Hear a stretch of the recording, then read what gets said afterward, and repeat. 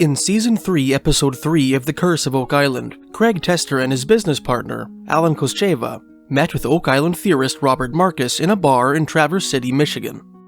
Markus explained that, upon studying books, maps, and historical records, he came to espouse the popular theory that the Knights Templar buried the treasure of King Solomon on Oak Island. Like most who subscribe to the Templar theory of Oak Island, Markus believes that this treasure was first brought from the Holy Land to France. Following the suppression of the Templar Order in 1307, the treasure was shipped to Scotland. Finally, in 1398, Scottish Orcadian nobleman Henry Sinclair, using routes pioneered by Norse Vikings, brought the treasure across the Atlantic Ocean and buried it on Oak Island.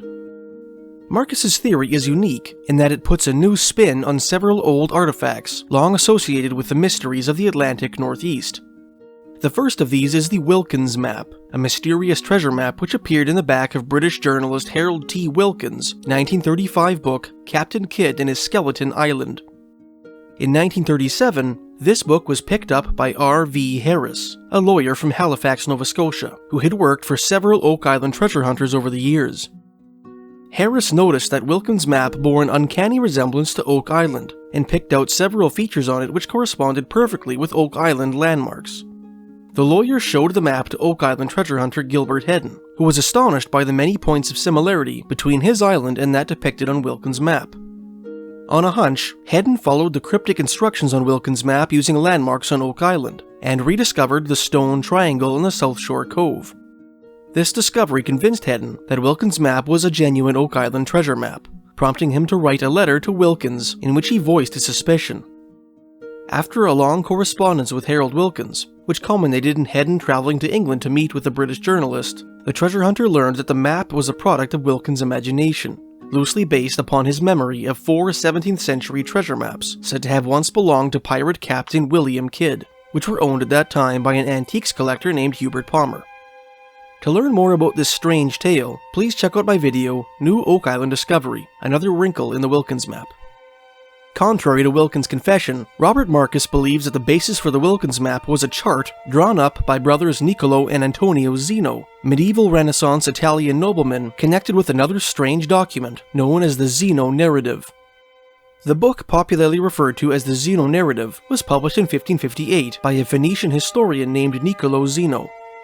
In his book, Zeno maintained that his ancestors, the famous Italian Niccolo and Antonio Zeno, Niccolo being his namesake, sailed to the New World in 1398, a century before Christopher Columbus's first voyage, on behalf of a mysterious nobleman named Prince Zichmini. Some theorists, Robert Markus included, have argued that Prince Zichmini was actually the aforementioned Henry Sinclair. Markus believes that Henry Sinclair and the Zeno brothers, upon arriving in the New World, left behind petroglyphs as evidence of their presence, and as treasure maps leading to Oak Island, where Sinclair buried the Templar treasure. The first of these glyphs was the Boat Stone, located in present-day Westford, Massachusetts, a 300-pound, oval-shaped, 2-foot-long granite boulder, inscribed with a picture of what appears to be a 14th century sailing ship, which some researchers have suggested represents a Viking merchant ship or nar, an arrow, and the number 184. This boulder was discovered in 1932 by construction workers, who decided to leave it in the possession of landowner William Wyman, on whose land they had found it. Wyman kept the stone in a shed until the 1960s, when one of his descendants donated it to a museum. Some researchers have speculated that the Boat Stone was carved by 14th century Viking explorers, who are believed by some to have had a presence in the area. The presence of the Arabic number 184 on the stone, however, may refute this theory. The only numeric system known to have been used by the Vikings is the runic pentamal system, although it should be mentioned that in runic Viking inscriptions, numbers are typically spelled out as whole words. Interestingly, the Boat Stone is not the only strange archaeological object from the Westford area. Another stone carving found in Westford, Massachusetts, known as the Westford Knight, or the Sinclair Rock, depicts a figure which has been described as a Native American warrior, a Norse Viking, and a medieval knight. In 1832, in Fall River, a Massachusetts city located about 100 kilometers southwest of Westford, a skeleton clad in what appeared to be brass armor was discovered in a sandbank. Various theories have identified this skeleton as everything from a Native American chief to an ancient Phoenician, Carthaginian, or Egyptian mariner. Robert Markus and other theorists take these finds as evidence of the supposed 1398 voyage of Henry Sinclair and the Zeno brothers. Robert Markus believes that the number 184 inscribed on the boat stone connects that artifact with the Zeno brothers. Specifically, he attempts to connect the number with the last line of directions on the Wilkins Map, namely 7x8x4. Although Gilbert Hedden, back in the 1930s, believed the first two lines of directions on Wilkins' map corresponded with landmarks on Oak Island, he was never able to make sense of the third and last line. Markus believes that these numbers represent leagues, and that Wilkins, in creating his own map, misremembered one of the numbers on the Zeno maps. Specifically, he believes Wilkins mistook a 1 for a 7, which would change a last line of directions to 1x8x4. Robert Markus maintains that the glyph on the boat stone is an instruction to travel 184 leagues, or 1,022.3 kilometers, up the Atlantic coast to what is now the town of Overton, Nova Scotia, the site of the next clue in Markus's theory. On one of Overton's beaches lies the Overton Stone, a massive granite boulder on the face of which is carved a stylized Christian cross, a crisscrossed pair of tobacco leaves, an eagle feather, and a crescent moon.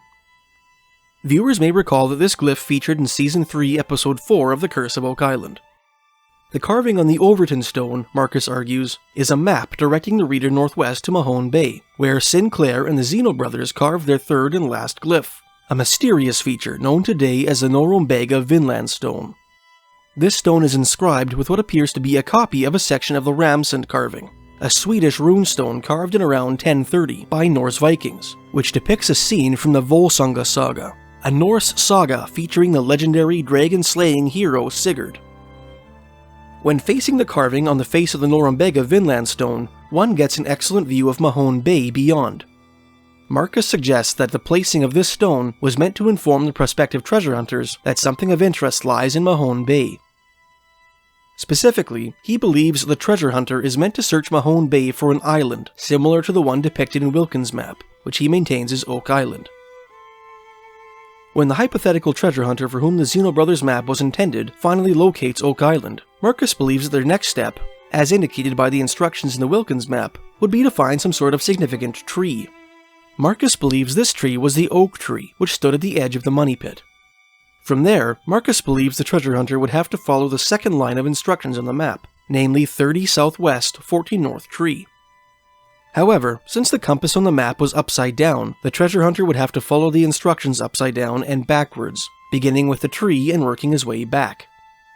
First, the treasure hunter would walk 14 rods south and then 30 rods northeast, a rod being an Old English unit of measurement equivalent to 16.5 feet, or roughly 5 meters.